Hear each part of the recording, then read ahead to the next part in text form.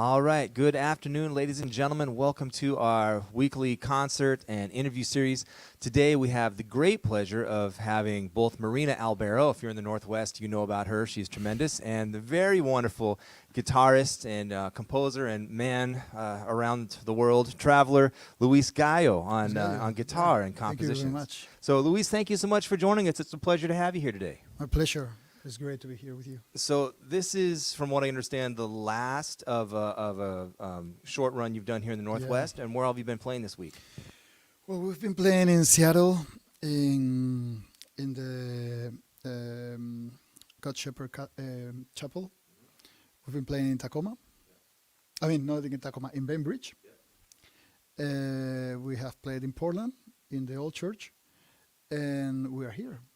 And before that, I was like 1 week working in LA for a guitar website called Guitarist, and I just recorded 15 hours of online guitar course. Really very interesting. Now, I know, I don't know much about you. I'm ashamedly going to say just stuff I've read online, but I know that Marina always hires tremendous musicians, and I've watched an interview that you did, and you were praising Marina for her talents, which is rightly so. But can you talk a little bit about, I know you in the interview that I watched, you said that you're not really 100% flamenco and not really jazz, but you do all of these different things. You grew up in Europe playing. Can you talk a little bit about how you got started playing music, and then we can kind of go from there. And before you answer this, I always forget to say this, and I'm sorry. If you have questions for myself or Louise, please put them in the comments, and we'll get to them towards the end of the interview. All right, go. So the thing is that many people ask me about how did I become guitar player, guitarist, and the truth is that I didn't have to take any decision because I always felt like that. Okay, so to me in that case was very easy. There was two kind of people in the world by whenever I was I don't know 5 years old. Either the musicians, the people who played an instrument, and the people that didn't play an instrument. So for me, that was already since I was little something special, something magic. And where were you born? Where did you grow up? I was born in Madrid. Okay. In Madrid, Spain, and I come from a family with no musicians, no professional musicians. So I did everything a little bit by intuition. I started like most of the people in the school, but that was not my thing, so I started studying on my own. And then I remember that every year I wanted to find a good guitar teacher, but it was too expensive. I didn't know how to pay it. And one day my mother told me, okay, there's a guy teaching guitar here, but I think you're not going to be interested because it's flamenco. And I was really interested. I loved it. I really loved it because I already had seen Paco de Lucia in the TV, and by that time in Spain we had only 2 channels, the first and the second. And in the second at night it was always flamenco concerts. And I was always trying to go to bed later to watch these people playing. And I was amazed because even though I already knew many chords and scales and everything, I really couldn't understand anything of what the guitar player was doing or the measures, the rhythm. I'm talking to you, I was 11 years old whenever all this happened. So I started with this guitar player who was a gypsy guy from Cordoba, and he taught me many things in 1 year or 2 years. So many that by the time I came to the States, whenever I was 14, because I studied 1 year here in the States, I had a full repertoire of flamenco and Spanish guitar concert. And I was most of the year playing concerts, either in one high school, university, the international club of the next high school farther away, you know. I was asked to play in an event in San Antonio that was like my first gig, like big gig, you know, with a limousine waiting in the airport. That I was like, I called my mother. I told her, "Mom, these people is crazy. They think I'm Paco de Lucia." My mom told me, "Well, don't worry and do the best you can." So I spent the whole night practicing, and the next day I slept. But I did it. I did a concert, but I overslept.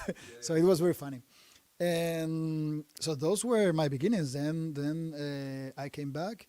I was studying other things that didn't have anything to do with music, and it was combining it with guitar jobs.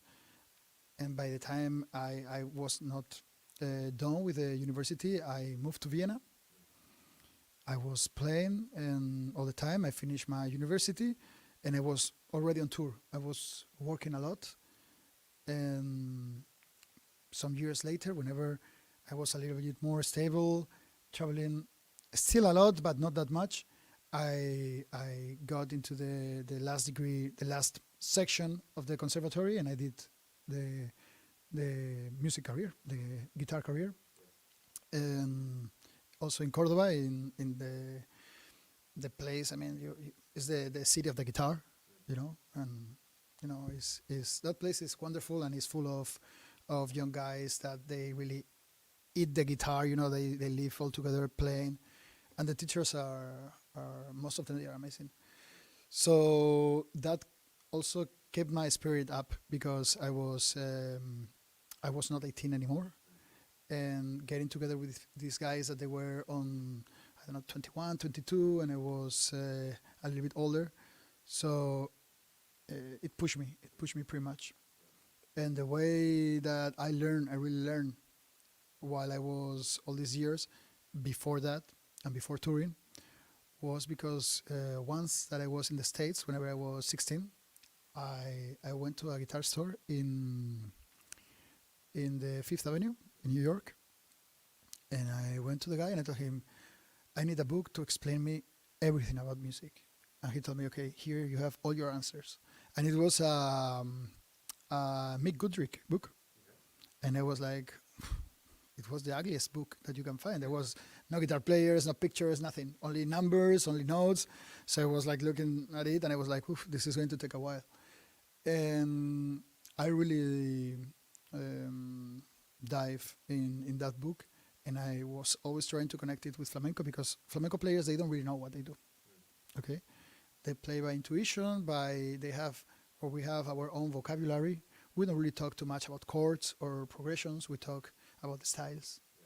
Okay, so I was exchanging knowledge, scales, improvising concepts with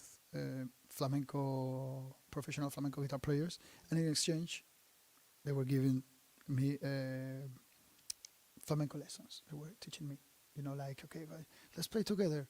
So that's really the way I learn, basically. So a lot of oral, just by listening and talking about, not a lot of reading. Is that a fair assumption? Yes. Yeah. I mean, the flamenco music is live music. I don't know, not live music. It's a music that you have to live. I was living in Jerez de la Frontera. I lived in Cordoba, in Madrid. That's the capital of flamenco. It's full of artists. So it's like jazz. You have to be there. You have to be in the spot if you want to learn, if you want to have the sound.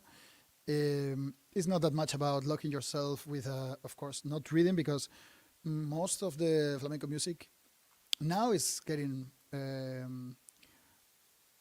on paper, but it has been always oral, like the Indian music. Well, I'm curious. Going back, you mentioned that before you started all this journey on your own, self-taught. You said you were in music in school. Was this like a band class or orchestra? Or? No. It was just guitar lessons after school, or the people that wanted to learn an instrument, instead of having music lessons. After the third degree, we had a guitar teacher. Yeah. I'm having these questions in my mind I don't want to jump around here.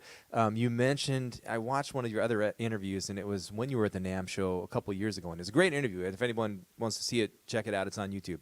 But you mentioned... I don't remember what I said. Yeah, it was good. It was good. I don't remember. I remember one thing you were talking about. I think it was Cordoba. You were saying that it's the city of guitar players, correct? Yeah. And you could, if you were good, you could just make a living just playing and practicing and just playing guitar, and that's just the day in the life there. Is that the way it is right now currently? Well, now with COVID is of course for all the musicians all over the world is tough. It's tough because we have struggled a lot, thinking like, okay, what can we do now? I mean, if we don't have an audience, if we don't get concerts, I mean, now it's not easy for anyone. It's not easy for anyone. I really feel like grateful of being here, of being able to travel. I didn't know if this was gonna happen. One day before I was about to leave, I was not sure if I was going to be here. So I was like, let's see. And it didn't. It did happen, and now again, there's movement. I get mails. I'm closing dates. So, well, in Andalusia, if you are a good guitar player, but you have to be very good because it's where they play the best. And the thing is that I still think that to be really a flamenco player, you need to spend a little while in Spain, or being lucky and being surrounded by Spanish people, Spanish artists. Because if not, it's very difficult still. Even though we have YouTube, I'm not from the YouTube generation. I'm right before, even though I look in my 20s. No, I'm kidding. So nowadays, it's still, I still think that you need to experience that attitude toward music, toward life that they have in that region of Spain. Yeah. All right. Well, I wanted to ask you again. These questions are in no order. Just I'm remembering what I was thinking while you were, talking about learning how to play. As a flamenco guitarist, as a musician, you started traveling very young. Was a lot of this with groups, or was it a combination of groups and like solo guitar, or how was that put together? Well, I started alone. Okay. I was starting like a young guitar player who was playing a repertoire, and okay, well, that's great. Spanish guitar player who has been booked to play here, to play there. Then I was with a flamenco singer. Then I love jazz. If it would happen that I was born in New York instead of being born in Madrid, I would be a jazz player. I really like it. But I was born in Madrid, so I didn't know who could teach me that. But instead of that, I had the best school of flamenco really close to my house. So, sorry, you have to remember. When you started touring Yes, okay. with guitars, Okay. solo guitar Then, or groups? Yeah, then I always been familiar with electric guitar. I love it. So I was starting to get booked for playing both guitars, with artists. Artists in TV shows, like X Factor and all this, or gypsy artists that they are like really well known in Spain. And I was normally combining both guitars, or only the flamenco guitar, but in a little bit more modern concept of flamenco. And then I was in all that movement that to me it was great. And I started working with a world famous class violin player, Ara Malikian, and I was with him 7 years. And with him it was completely different. I remember the first time that I got the papers, and I was like, my goodness, I really need to work with this, because they were giving me cello scores, and I was like, okay, I had to do the role of a cello with the flamenco guitar. We were on a quartet. It was violin, viola, double bass. You call it double bass, right? And flamenco guitar. So it was a weird group, but it sounded great. And I had to do so many arrangements. That was really difficult. So you were writing the arrangements, or just learning the arrangements. I was taking it was kind of scientific, because I knew harmony. I knew not as much as I have been learning lately and that I know now, of course, but I knew how music worked by then, and I was 26, I think. So I started taking all these cello scores and trying to take it to guitar and try error. This works, it doesn't work. Then of course, the classical players, they were telling you, they are really polite. Excuse me, what you are doing is very interesting, but would you mind not doing it in the same register that I'm playing? Oh, okay, sorry. So I had to look for how to do it. It's not easy to put, because you have the double bass, you have the viola, and you are in the middle. So it was really challenging playing Dvorak, playing Sarasate, Vivaldi, you know. But we were also playing. We start opening up to play Paco de Lucia, doing arrangements, or Hachaturian, you know, Armenian composers, all these, and that was like doing a PhD, you know. It was amazing.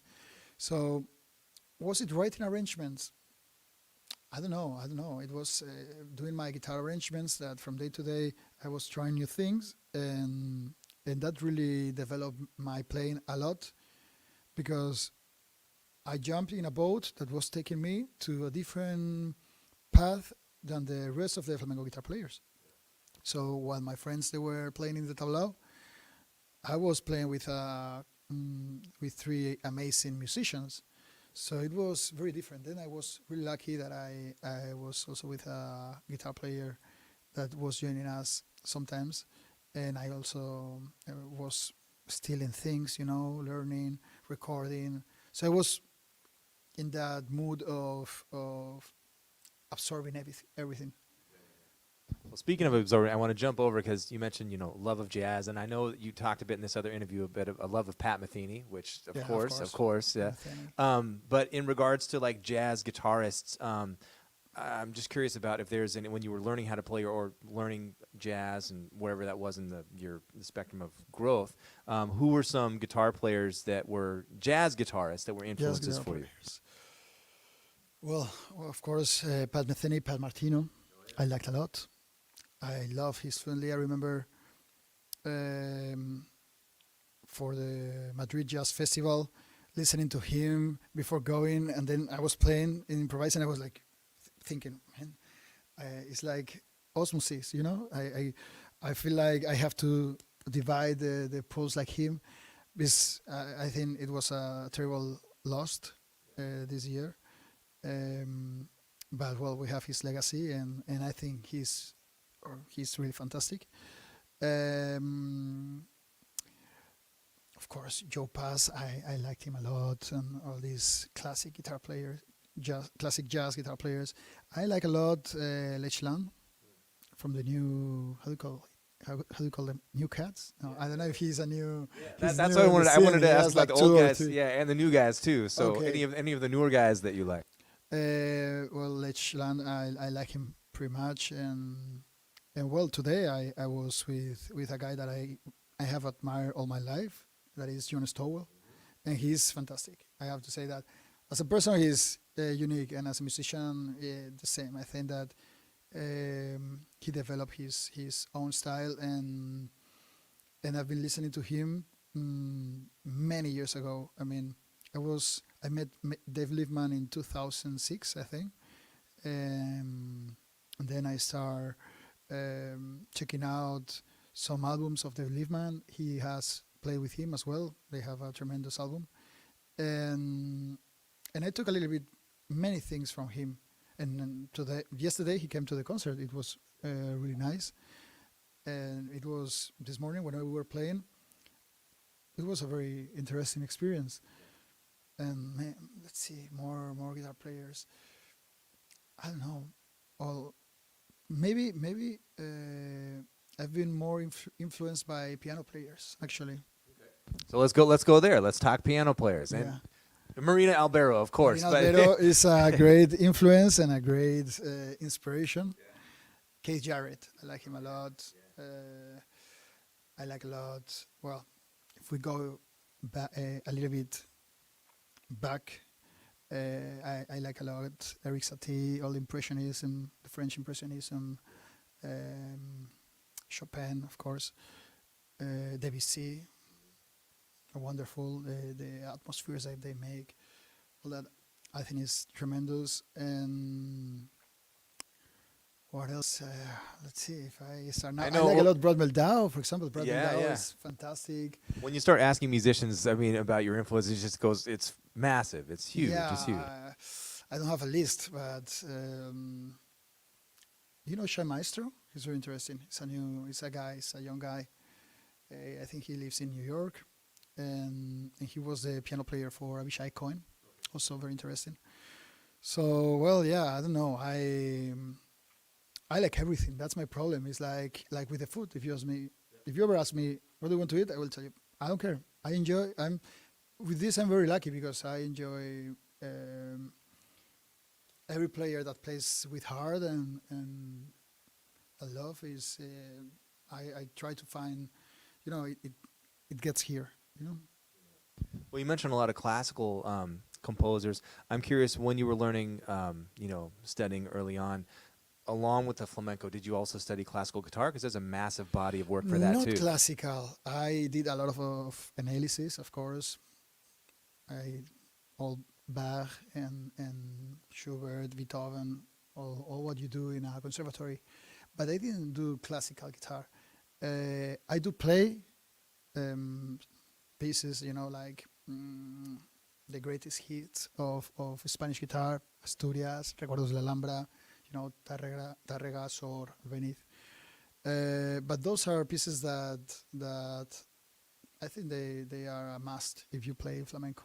If you play flamenco guitar, if you are trying to dig a little bit more than playing the four chords of the Andalusian cadence, it's good to study the classical players because everything comes from there, from Tárrega, for example, and Sor, and for example, Tárrega, he was a big lover of Spanish music, of course, of flamenco, and by that time, and the nationalism of the Spanish music, there are huge big names like Enrique Granados, and the influence of flamenco there is huge, and I think it was. It doesn't come to my mind now. Well, the thing is that Tárrega decided to play more with short nails and trying to find a different sound of the guitar. That's why the evolution doesn't really come now straight from him, But some others they didn't, and it was like this kind of details what built up the character of the flamenco guitar itself.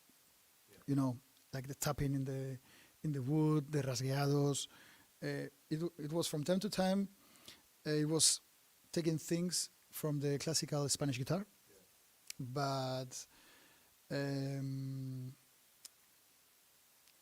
it's a mix. They call it to play a lo barbero.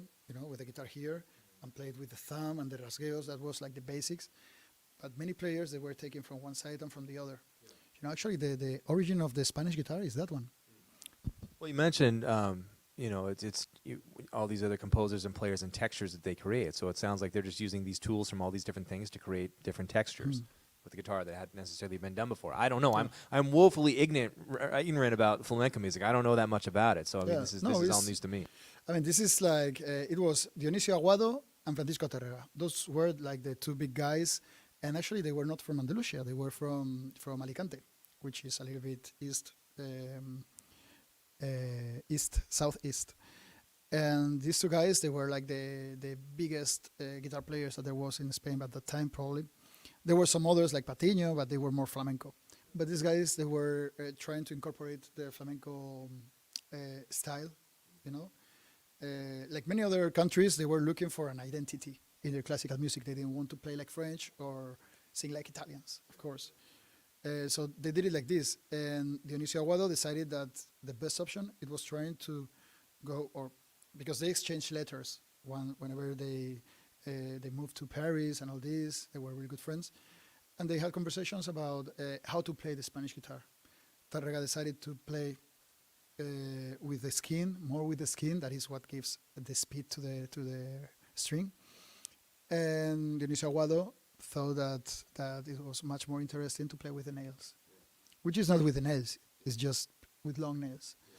So this was part of how you can recognize it from the Spanish guitar.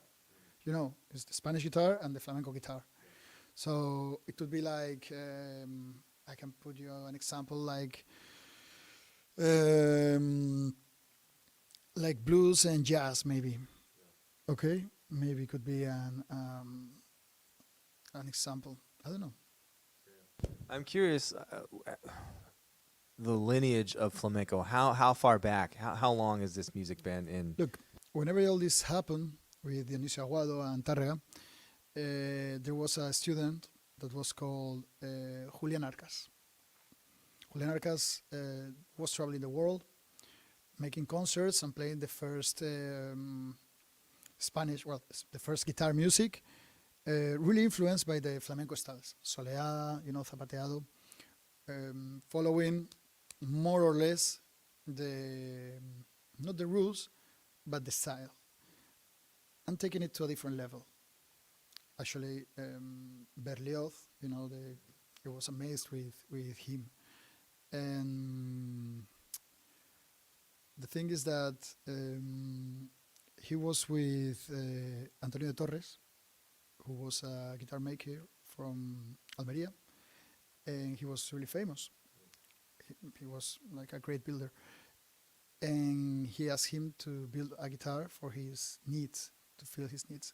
So with the, more or less with the details that they were really good friends, that he gave him, he built the silhouette that we know now as a Spanish guitar, with the I don't know how they call it, the bars, the harmonic bars and everything, and the width,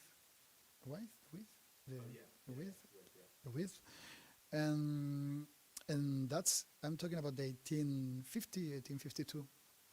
So really the flamenco guitar, really, we can say that is,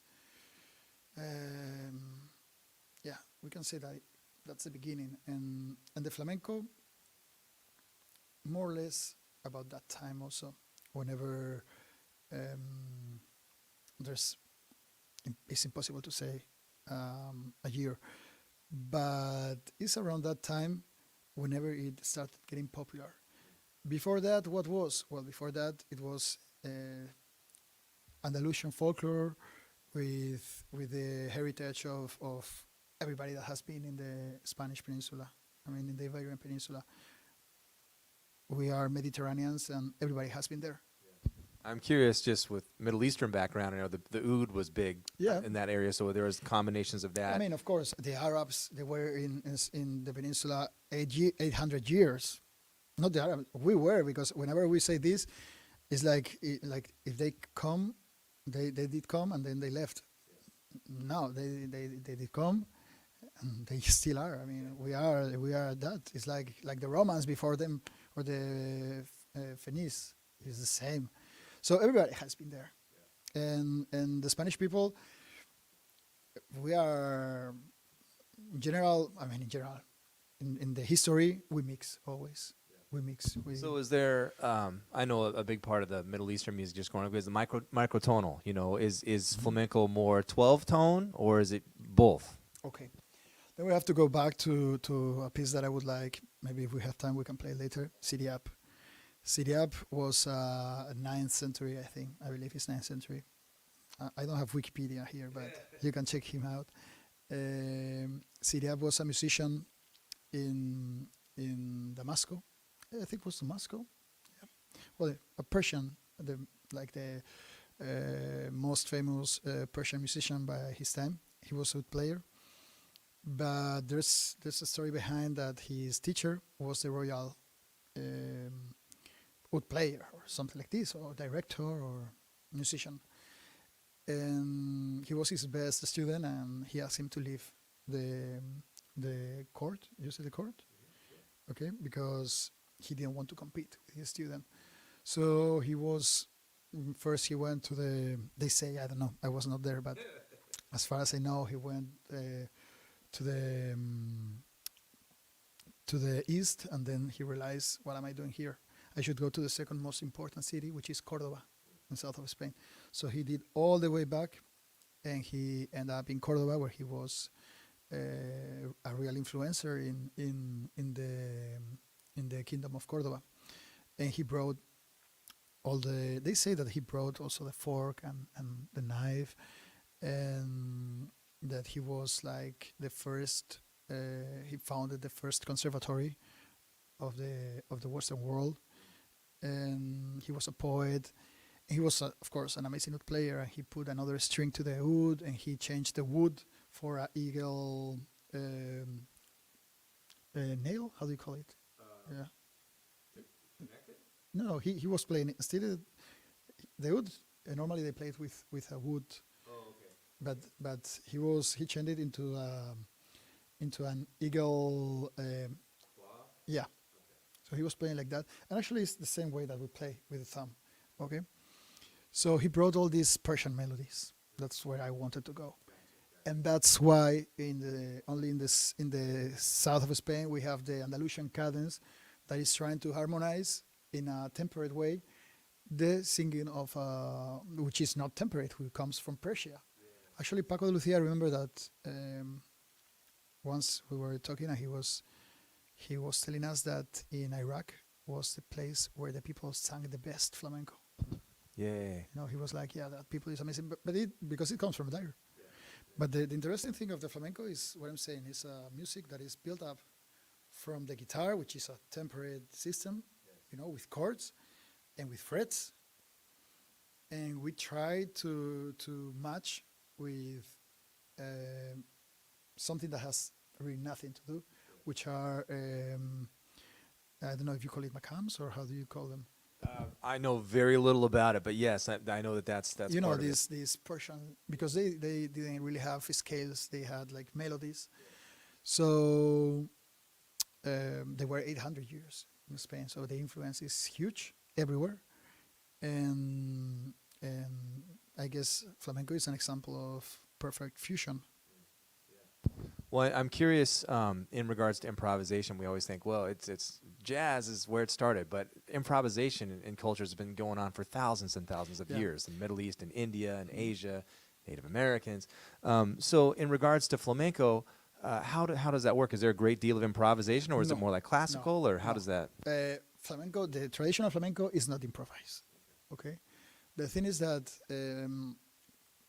there are some elements that articulate what we are doing. For example, the singer, he has a bunch of lyrics here, so he sings one of the verse, and in the middle, while he breathes in and he's thinking what is he going to sing later, the guitar player makes a falseta. A falseta is a short piece, short composition. We call it compass. Compass really is not compass. It's not measure. It's like 3/4 would be like 4 measures of 3/4, for example. And with in 3 compasses, that is what we say. So we're in 3/4, so would be like maybe 24 compasses. We have to tell a story with a beginning, a development, and a remate, the end, the conclusion. So each guitar player has his own vocabulary. If you like Paco, you have things of Paco. If you like something a little bit older, like Sabicas, you get it from there. If you like something modern, but it's like we always have our own. It's like our compromise with the flamenco guitar. We try always to have that composer part, and some they have it more developed. Some they are better at interpretation, so they play exactly note by note. But in those falsetas, you don't really know what are you going to play until you have to play it. So you play it because you know that one. But maybe you could have played instead of the number 1, the number 4 that you have here. Or maybe if it's in a different beat, if it's not a 3/4 and it's a 4/4 in tangos, you have the ability of changing it and play it in 4/4. But that's really the improvisation. It's like it's not really improvisation like jazz. The improvisation, the jazz improvisation, really was brought by Paco de Lucia. Paco de Lucia got crazy with that, and he was like, okay, this is what that risk, of because he didn't really know at the beginning what he was doing, and that was keeping him alive. He was perfect, but he wanted to learn about that, and the masters were the jazz people. That's why he joined in this project. He said yes to play with Joe McLaughlin and Larry Coryell later on Aldimiola came. I know we're getting close to time for questions. Are there questions so far? No questions. Okay. Well, I'm curious then, because I know with certain styles of music, there are people that think that it has to be this way and you can't change it at all. So when Paco started doing all this stuff, were people upset about this? Did this cause a lot of rifts in the Some of them music they community? were, but the truth is that all the guitar players were his children. Whenever he died, we were all orphans, all of us, and it was really sad. And yes, of course, the old people were saying, "What is this guy doing?"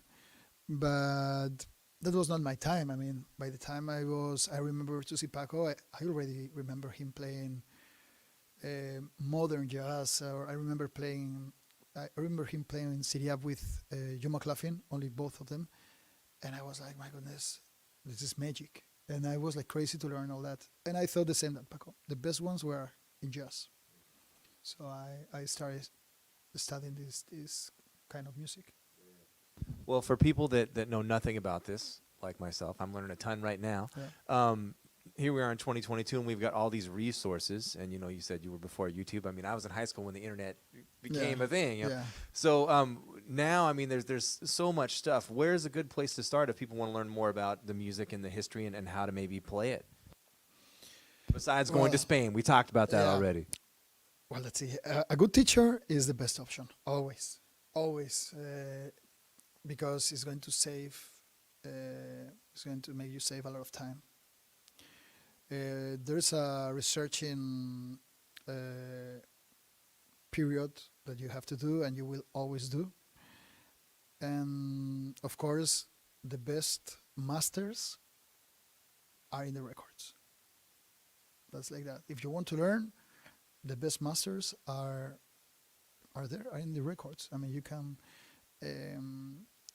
It's great to have a teacher because he will teach you how the guitar works, how it has been thought.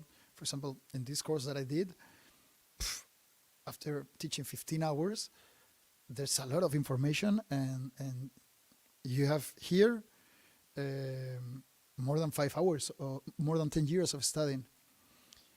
But sometimes, whenever they give you everything that easy, then you don't pay. That you don't give the value that it really has. Whenever I was little, I remember I played the Guajira by Paco de Lucia one summer, and I was okay. I put it slower. Every day I was like, okay, it lasts for 4 minutes and a half. If every day this summer I learn 10 seconds, by the end of the summer I have it. So I was like 1 week, another week, another week. And I remember that I was like, but how many guitars is there in this album? This is crazy. And there was only one. Yeah. There was only one. Yeah. But nobody explained me, no, this is played like this, like this. So whenever you discover all this, you really think that it's much more valuable. You know what I mean? Yeah. The best albums and the teachers, they save a lot of time. Is there a question? There's a question. Huh. Is there a particular type of guitar that is used for flamenco? From flamenco? Yeah. So the question is there a particular type of guitar which is used for flamenco? Yeah, well, Spanish guitars, the flamenco guitars, they have a type of wood in the top, that is, it can be cider, how do you say? Cedar?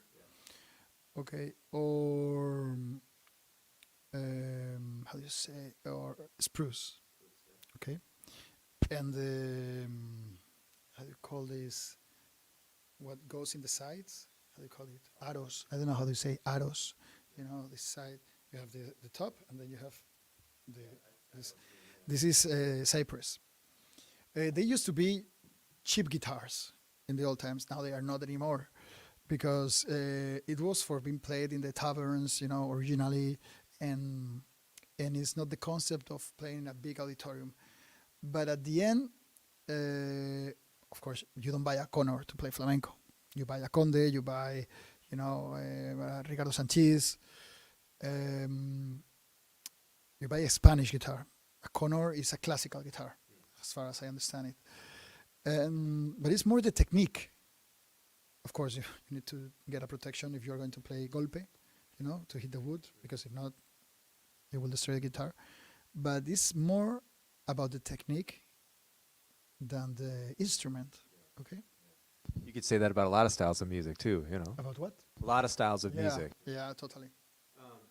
Well, speaking of modern guitars, you are endorsed by a company. It's can you talk about that? It's Godin guitars, yeah. They are fantastic. I've been with them since 2015. And to me, it's the best company because they either have the nylon guitar and they also have electric. I work more with the nylon, okay? But yeah, I mean, I do some jobs with the electric. And they are really fine guitars. And the nylon guitars, they are like they were like visionaries. How do you say, like? Yeah, do you know what I mean? Because many times whenever you are touring now, one day you are playing in a theater, the next day you are playing in a club. You know, if you want to keep on touring, many times you are not really sure about the conditions. And I remember I did a wonderful tour in China, and I was like, which guitar should I take? The Godin. And it worked great. It worked great. If you know how to use the preamp, it's wonderful. Is there another question? There is. Okay, sorry. Is there a strong group of young musicians in Spain that are still today interested in learning flamenco? So the Yeah. question is there a strong group of young musicians alive today in Spain that are Of interested in course. learning flamenco? Yeah, flamenco has a great health. There's a lot of amazing, talented young guys, amazing singers, dancers. I mean, totally. I mean, it has a great health nowadays. Really, it's very popular, and the people really work hard on it, and they are really devoted to this art. Other questions?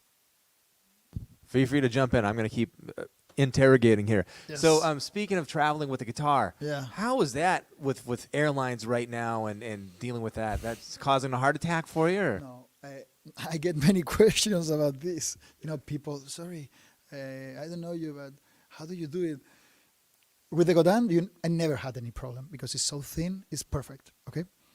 With the Spanish guitar, I have had maybe a couple of problems in all my life.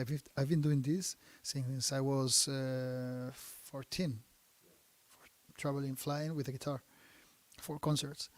And you know more or less which airlines are serious and which one are not. And maybe I only had once in my life to put in the check-in. Well, not in the check-in, to leave it at the door. No, leave it at the door of the airplane, and they say, "Don't worry, I will take care of it." Only once in my life. Have they ever charged you for an extra seat for the guitar? No. But many times the companies that book me, they buy an extra seat. Okay, but most of the time, I just take it with me. I remember once a very nice guy. He was telling me, "Excuse me, sir, we have to put your guitar down because," and I was like, "Excuse me, sir. And what about you take any of these suitcases of these people that they will not mind because they are not going to break, and you let me put this and it doesn't break, so I can fly, relax, and you are also happy and everything will be fine." He said, "Yeah, we can also do that." And I was like, "Thank you. Wow, great." Yeah, because these guitars are like 8,000 euros, and that's a lot of money, and that's your working tool, your everyday working tool. And I've seen, I'm not going to throw any airlines under the bus, but I've seen people talk about certain airlines like don't fly them because they're very of course, anti. you have to know that. For example, Iberia is good, American is good. In Norwegian, I don't fly Norwegian because they are like really strict. Never. Lufthansa is good. Air Europa is great. With Alaska, I fly it here from LA with Alaska, was perfectly fine. Virgin, all these companies are more or less, they're not cheap companies. They're good. Well, this is my first time meeting you ever and Yeah. learning about you from Marina. Do you teach Yeah, at all? I do. Okay. And I do you in person and online and all that? Well, because I was not really teaching until the pandemic. I used to teach, I used to do workshops, but not really. I was more focused into playing and composing. And with the pandemic, all the concerts went down. So whenever I recover, because it took me a little while, I was a little bit like, wow, the world is coming down. You know, what should I do? And the concerts are gone. I don't know when are they going to come back. So I bought 2 cameras in Amazon. I was thinking, well, if it doesn't work, I can always sell them. And I did an advertisement in Instagram, and it worked great. I offer 10 lessons, you know, a workshop of 10 lessons, and covering all the aspects about modern harmony applied to flamenco guitar. And it was very successful. I was surprised. So I did that one. Then many of the students, they wanted to keep on the lessons, individual. So I was organizing Zoom lessons, and then every 2 months I do this course. And I think it's very interesting. I mean, it got me to teach. You know, you wake up in the morning and you are teaching in Australia. And it's wonderful because in Australia, whenever I wake up is 8 p.m. So in the evening, whenever I teach in the evening, is for people in the United States or people in Spain. So the market is huge. Well, so for people that wanted to learn more about you and your music or take lessons or hire you for a gig to perform, how can they get in touch with you? Well, they can get in touch with me, of course, by Instagram or Facebook. You know, I'm there. I have a Twitter, but I don't know. I open it sometimes, but I don't really. I have a website, luisgallo.net. .net, no. How do you say it? luisgallo.net. Yeah, I said it right. Well, it's not a problem. I mean, you have on Instagram. It's the easiest, probably. Okay, so there you have me for anything: teaching, touring, or hanging out. Recording, all Recording. the stuff. Yeah, cool. Well, I'm curious. How did you meet Marina? How did that whole relationship? We met come about? in a line at NAM. I was playing at NAM, and she was also working there. And I was in the line for a coffee. There are some people that don't know what NAM is. Can you talk about that? Okay, really quick? NAM is this huge event that they do every year, except last one, in LA, and it's for music instruments, distributors. They book different artists, like Marina was there. I was there for playing the instruments, doing clinics with the instruments. And it's very interesting. I mean, if you're a music lover and it happened that you are in LA by the time it happens, that normally is January. This year I think it's in June. I highly recommend you to take a look to it. And so I was in the line for a coffee, and you know that's crazy because there's a lot of musicians and they are trying instruments. And I was waiting for a coffee, and I was with a friend, I was complaining a little bit like, this line, I don't know why it takes so long to make a coffee. And then she was behind me, and she was answering me in Spanish. So I was like, hey, so we'll start talking. I'm with you. This guy is very slow. So I don't know, something like that was. Did the barista speak Spanish too? I hope he didn't. No. Yeah, good. Well, I don't know, because, you know, in LA, everybody knows Spanish. But so, yeah, I mean, we became friends, and then the next year, we decided to start doing concerts, and it was great. And we have played every year except last year, and every year has been better. Every year has been better, and it's great because it's like we both found a musician that understands what we are doing. I love improvisation. My music has is very jazz influence, or I don't know how to say it. I do my thing. I don't try to be. Of course, I don't try to be Paco. I don't try to be Pat Metheny. I do what I like, and that's it. I try to be myself the most I can, because if I try to be someone else, it's absurd. I mean, it's stupid, you know. So with this mixing of music, she does the same. She has a jazz background, but she also is really jazz flamenco influence and Latin.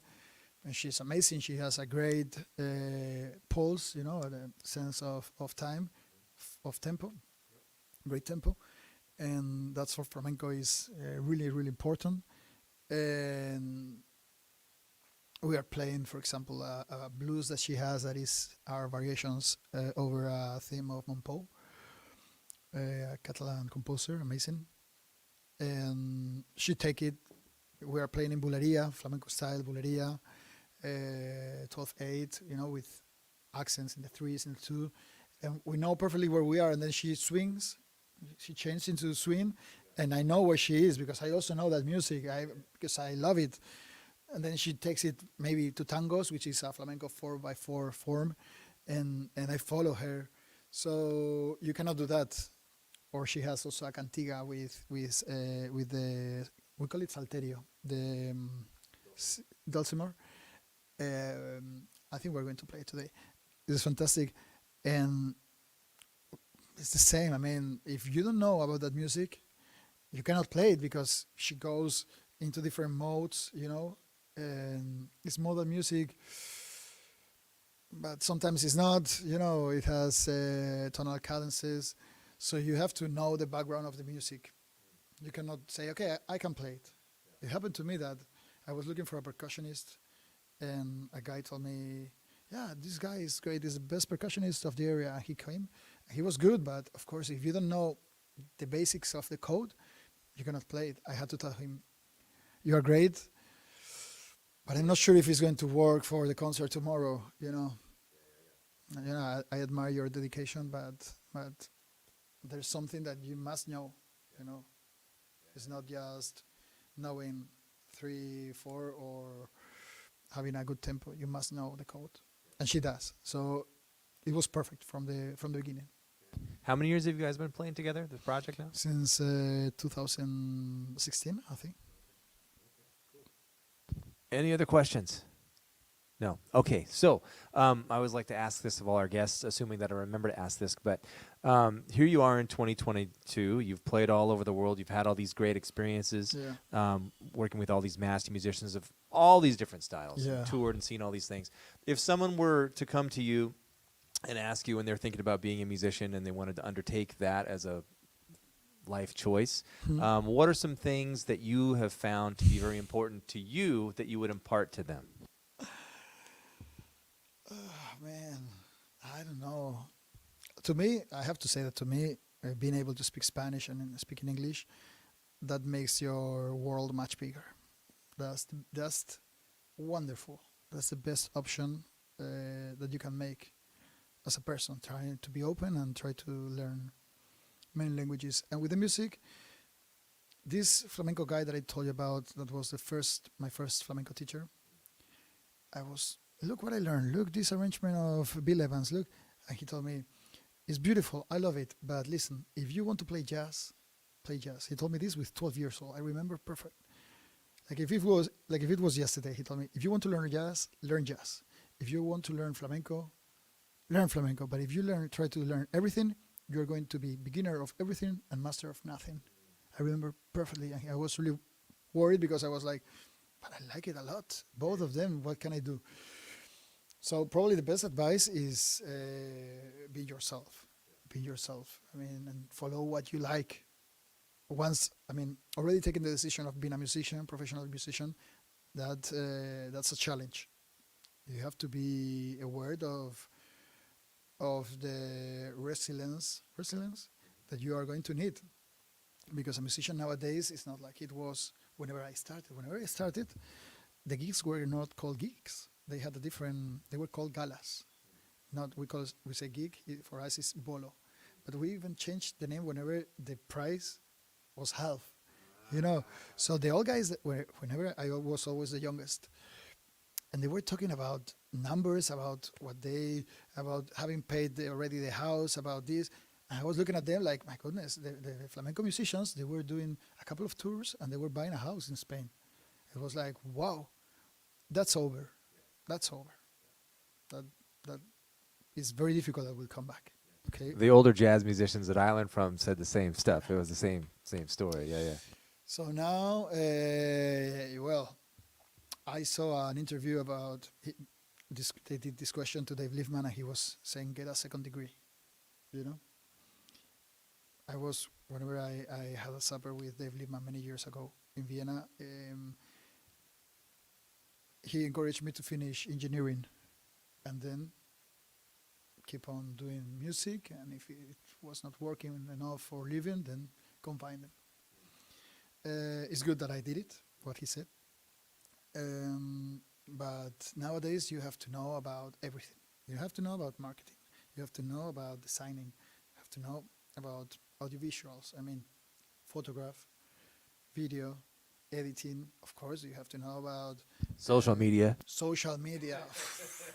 I was amazed in LA. Whenever I got there, they were introducing me the people and telling me how many followers they had. This is whatever, and he has, I don't know, 100,000 followers. I was like, wow. I didn't know that it was so important. Instagram. Maybe I have to make one. How many followers do you have? Well, I don't know. I open one, but I don't check it. Now I do.